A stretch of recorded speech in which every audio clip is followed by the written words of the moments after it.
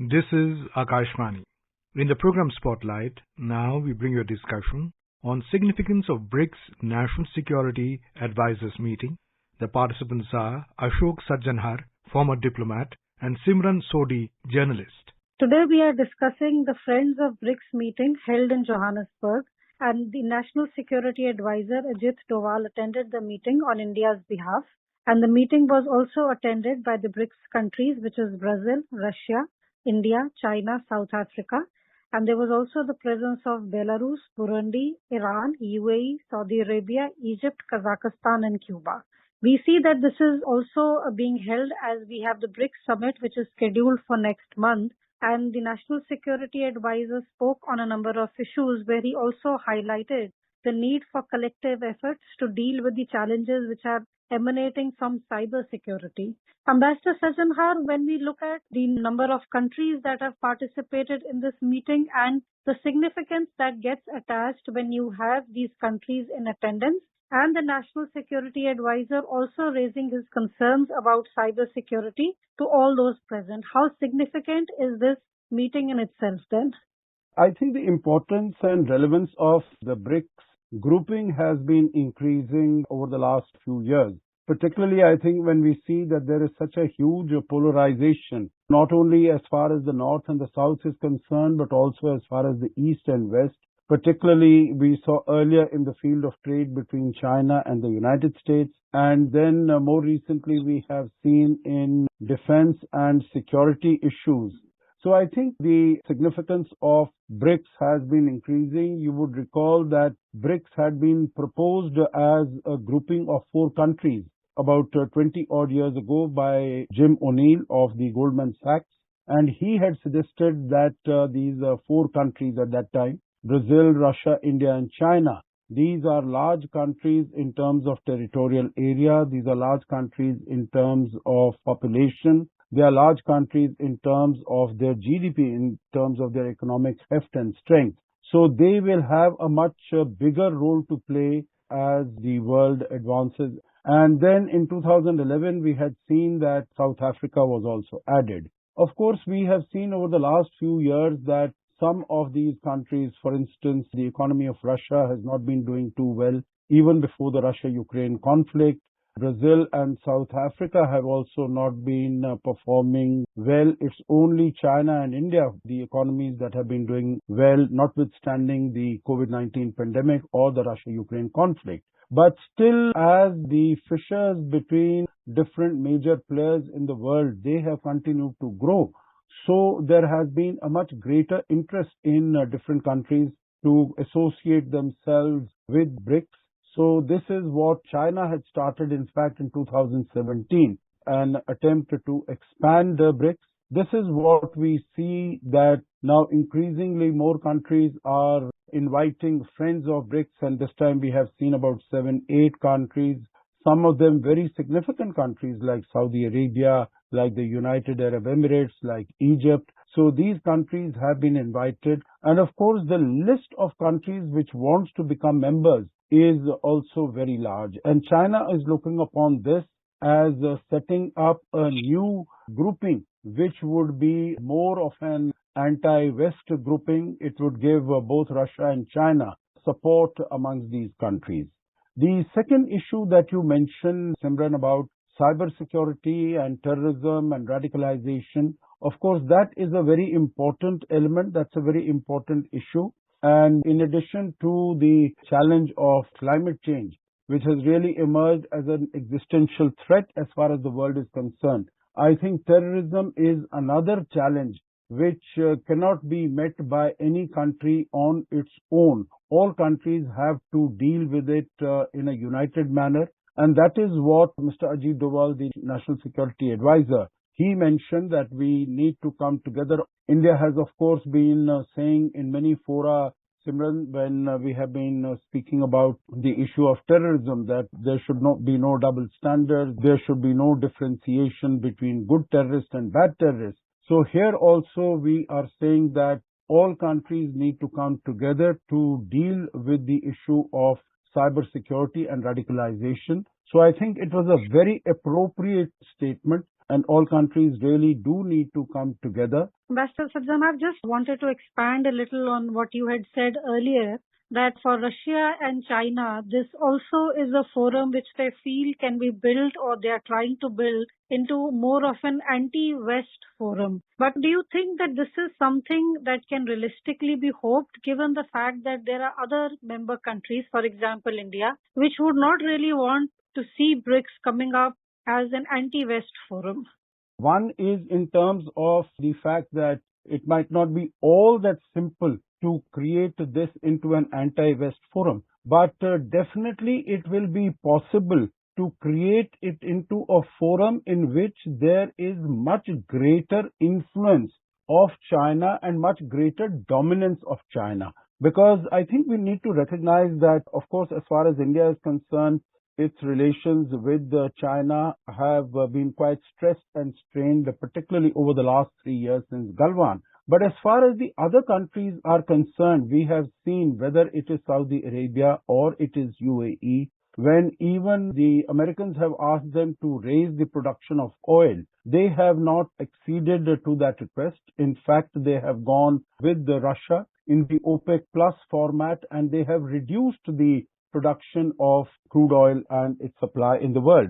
So I think some of these countries, those which have been very strong partners of the United States in areas of their interest, they would be quite willing and capable to take decisions which might not be to the liking of the West. The second aspect here is that these countries are all looking for investments, they are looking for connectivity, they are looking for markets for their energy production. And in that context, there is no better place than China. So we have seen in the recent past, in the Friends of BRICS, we have seen Iran was also present, Venezuela was also present. So all these countries have very adversarial and hostile relations with the United States. And they have signed, Iran has signed, for instance, a $400 billion deal with China, even as far as UAE and Saudi Arabia are concerned. They are very strong partners in the BRI initiative, the Belt and Road Initiative of China.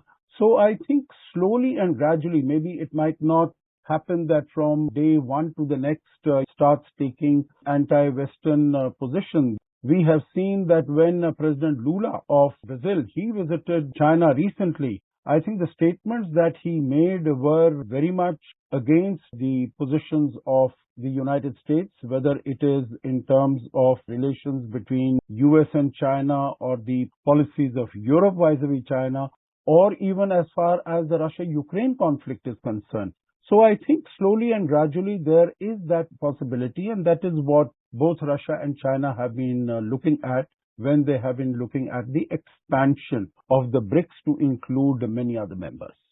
Ambassador Sajjan, we see that another important development that has taken place is the National Security Advisors meeting with the top Chinese diplomat Wang Yi.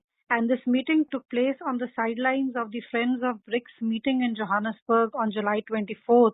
And bilateral issues have been discussed. And this meeting also comes in the backdrop of the tense relationship which India and China are currently having. And to the extent that the External Affairs Minister has recently also said that this is the most complex challenge in his long diplomatic career.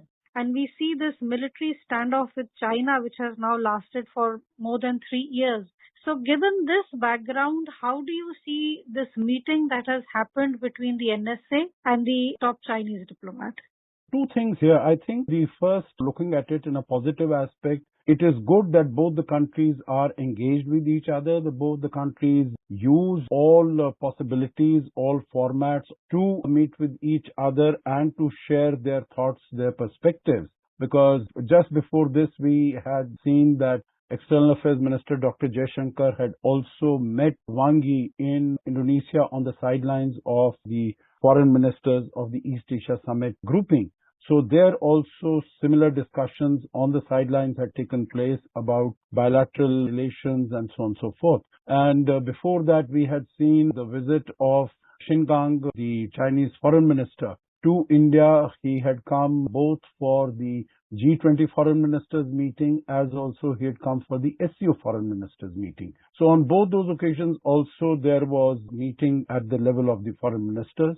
We've seen that meetings have been taking place, though not all that frequently as were taking place in the past, amongst the military commanders, amongst our diplomatic representatives. So the first thing I would like to say is that it is a positive feature that the leadership of both the countries is meeting with each other. And of course, there has been some speculation that when the BRICS summit takes place in August in Johannesburg in South Africa, that both Prime Minister Modi and President Xi Jinping might be there, and then there could be some sort of a meeting between the two. I think the last interaction that had taken place between the two leaders possibly was in Mamallapuram in October of 2019 when Xi Jinping had been invited for the second informal summit meeting. After that, there has been no meeting, I think, and maybe there has been only the conversation that has taken place was in Bali last year in November on the sidelines of the G20 summit meeting. So the first thing is the leaders are meeting, that is positive. But I don't see any forward movement really taking place because India has been maintaining steadfastly that we need to revert to status quo ante, and whatever areas China has occupied, they need to vacate them. While the position of China seems to be that there is a relative tranquility, peace and balance on the border, and both the countries need to get together, work together to manage the situation there. This is something that is not acceptable to India. We want that there should be a level of trust, and this is what National Security Advisor said, that there has been an erosion of strategic trust between the two countries after the Galwan incident. I think the conversations should continue, but the message should have gone to China that India is not going to relent on its security, on its territorial integrity, so that they should make changes in their positions on the borders, and only then can there be some modicum of normalcy restored in bilateral relations. Ambassador Sajanhar, we also see that the BRICS formation, it also forms one of the world's most important economic blocs, and today it represents more than a quarter of the global GDP and 42% of the world's population. Do you feel that BRICS also has the potential, as we see the meetings happening and as you elaborated on the India-China meeting, do you feel that BRICS also has the potential to graduate not just as an economic bloc, but also as a bloc where important geopolitical decisions or shared perspectives are taken? I think in terms of speaking about the potential of this grouping, it has huge potential. But the underlying factor for us to realize that potential would be that there should be trust between the member countries of the organization. And as I can see that China is trying to expand it so that the primacy of India is reduced. So in view of the current circumstances, I think the possibility and the likelihood of that is somewhat limited, because we have seen, as far as China's actions are concerned, that it is in an expansionist mode. It wants to establish its hegemony first, definitely in Asia, and then it is getting ready and preparing itself to challenge the United States going forward. In terms of the economy, it is already moving very fast, but also in other areas, whether it is technology or military strength, military power also, it wants to come to a position where it can effectively challenge the United States and emerge as the number one power in the world. And in the coming days, we will continue our discussions on the India-China relationship and the BRICS summit, as well as the meeting of the National Security Advisor and his various meetings which he held in Johannesburg. With these comments, we bring today's discussion to an end. Thank you. Thank you. You were listening to a discussion on significance of BRICS National Security Advisors meeting. The participants were Ashok Sajjanhar, former diplomat, and Simran Sodhi, journalist. This program was produced and presented by the News Services Division of Akashvani. You can listen to it on a mobile app, News on AIR. This program is also available on our YouTube channel, News on AIR Official. You may share your feedback about this program through email at airnsdtalks@gmail.com